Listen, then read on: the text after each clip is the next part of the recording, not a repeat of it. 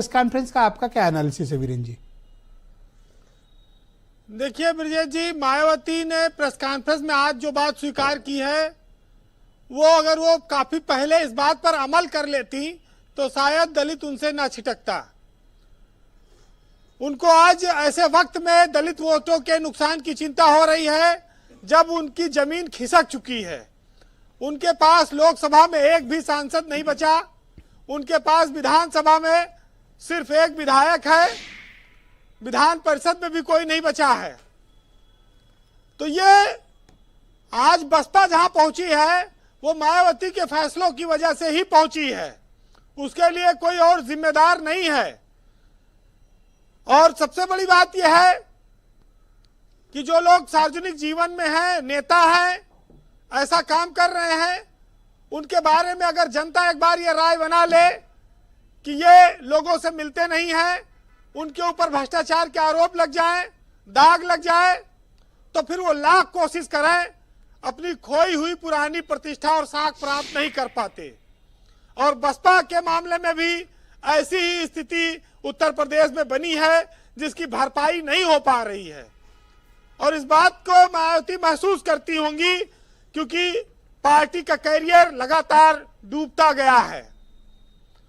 ब्रजेश जी, लोग पहले बहुत मजाक करते थे कि दौलत की बेटी है, टिकट बिकता है, फिर बाद में लोग धीरे धीरे उस बात को मानने लगे।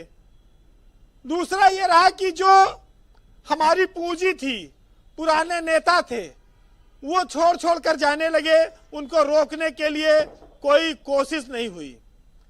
जो अपना एसेट होता है आदमी उसको बचाता है, उसके लिए चाहे जो कीमत खर्च करनी पड़े। लेकिन मायावती इस मामले में फेल कर गई, उनके सारे नेता, बड़े नेता छोड़ छोड़ कर उनको चले गए। आज आकाश और ईशान आनंद, दो भाई दिखे उनके कार्यक्रम में। चूंकि वो आनंद जी की बहन है और काफी उम्र दराज अब वो हो गई हैं, 69 साल के लगभग हैं, तो स्वाभाविक है कि परिवार के लोग ऐसे मौके पे जन्मदिन पर आते हैं और वो मीडिया में सुर्खियां बनते हैं। जिसकी भूमिका पहले से निर्धारित है वो अभी तक बसपा में कोई चमत्कार नहीं कर पाया है। ईशान के टेलीविजन पर आने से आगे कितना बड़ा चमत्कार होगा, अभी इसमें वक्त लगेगा इसका मूल्यांकन करने में जी। लेकिन ब्रजेश जी, आपको मानना पड़ेगा कि मायावती का करिश्मा जा चुका है। अब वो चीज बची नहीं है जिसके लिए दलित समाज लाखों लाख संख्या में सड़क पर उतरता था। हर समाज को एक जननायक की जरूरत होती है जो उनके लिए संघर्ष करे, उनके लिए लड़े। मायावती और कांसीराम भी उस दौर से निकल कर आए थे जब घर घर जाकर संपर्क करते थे, तमाम परेशानियां झेलते थे। तब उन्होंने एक मिशन खड़ा किया था। उस मिशन को कालांतर में आगे चलकर मायावती ने सत्ता के साथ वो तालमेल नहीं बैठा पाई और वो मिशन छीड़ हो गया और वो मिशन खत्म हो गया, क्योंकि वो एक किले में बंद हो गई। जनता से वो मिलने नहीं पाती थी। उनको जिले में जाने पर सड़क पर पानी पहले डाला जाता था। उन्होंने बाबा साहब और कांसीराम और बसपा के महापुरुषों के स्मारक तो बनवाए, लेकिन दलित समाज से उनकी जो निकटता थी वो समाप्त हो गई और इसी का फायदा भाजपा ने उठाया।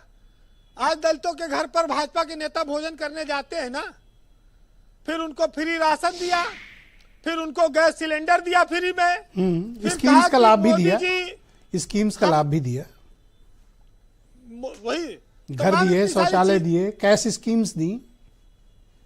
तो ये मोदी ने दलित समाज में एक मैसेज दिया उत्तर प्रदेश में जी कि हम आपके असली शुभचिंतक हैं, तैसी हैं।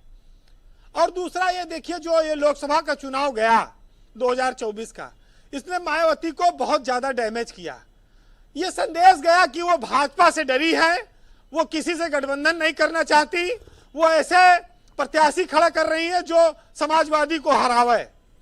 ये बात बहुत साफ हर आदमी जान गया और इसका नतीजा ये हुआ कि जो 10 लोकसभा सीटों पर जीती थी पार्टी, वो 0 पर आ गई जी। तो वो खुद देखे इसको कि चंद्रशेखर एक आदमी जेल जाकर संघर्ष करके अकेले दम पर सांसद बन जा रहा है। दलित मुसलमान उनको उसको प्रेम करते हैं, उनको आगे बढ़ा रहे हैं। और एक मायावती का लगातार उनकी पार्टी डाउनफॉल पर है, जीरो पर जा रही है। तो बात एक लड़ने वाले लीडर की है और एक ऐसे लीडर की है जो लड़ने के बजाय घर में बैठ के काम कर रहा है। तो दोनों में अंतर आ जाता है। जी वीरेंद्र जी कंक्लूड करें। ब्रजेश जी, दलित आज भी मायावती को, अंबेडकर को अपना आदर्श मानता है, काशीराम को, लेकिन उसके पास विकल्प नहीं है। उसके पास मोदी ने इतनी स्कीमें डाल दी हैं कि वो अक्सर उधर भाग जाता है। फिर इधर अखिलेश यादव ने ओबीसी और दलित समाज के कई नेताओं को बसपा से लाकर काफी बड़ी संख्या में उनका वोट अपनी ओर खींचा। कांग्रेस भी उसमें एक सहारा बनी, क्योंकि संविधान पे खतरे की बात आ गई। तो जब चौतरफा आप घिर गए हैं और आप अकेले लड़ने के लिए कहते हैं हम किसी से गठबंधन नहीं करेंगे, तो अकेले का नतीजा क्या है, इसका भी मूल्यांकन आपको ही करना पड़ेगा। और वक्त जब मूल्यांकन करता है तो वो बहुत कठोरता से करता है, उसमें आपको कोई गुंजाइश नहीं देगा। आज मायावती के जन्मदिन पर तमाम कड़वी बातें बोली जा रही हैं, लेकिन ये वक्त का मूल्यांकन है, इसको आपको सुनना पड़ेगा। ब्रजेश जी, झूम के वोट अगर लेना है तो दिल्ली का चुनाव आ गया है, मायावती निकल जाए और करें प्रचार नुक्कड़ नुक्कड़। देखिए क्या झूम के वोट आएगा कि नहीं आएगा। फिलहाल अब बसपा को एक नया पेड़ लगाना होगा अगर फल खाना है तो। ऐसे काम बनेगा नहीं, अब जमाना लौट के आने वाला नहीं है। और सुनिएगा कि मुश्किल से हाथों में खजाना पड़ता है और पहले कुछ दिन आना जाना पड़ता है। और खुश रहना आसान नहीं है दुनिया में, दुश्मन से भी हाथ मिलाना पड़ता है। और यूं ही नहीं रहता उजाला बस्ती में, पहले अपना घर भी जलाना पड़ता है। और तुम क्या जानो तन्हा कैसे जीते हैं, दीवारों से सर टकराना पड़ता है। और तू भी बेटा फलों का दावेदार निकल आया, पहले पेड़ लगाना पड़ता है। बहुत शुक्रिया वीरेंद्र जी, बड़ी ऊंची बात आपने कह दी। बहुत बहुत धन्यवाद हमारे साथ जुड़ने के लिए। अपना फीडबैक और ऑब्जर्वेशन हम तक पहुंचा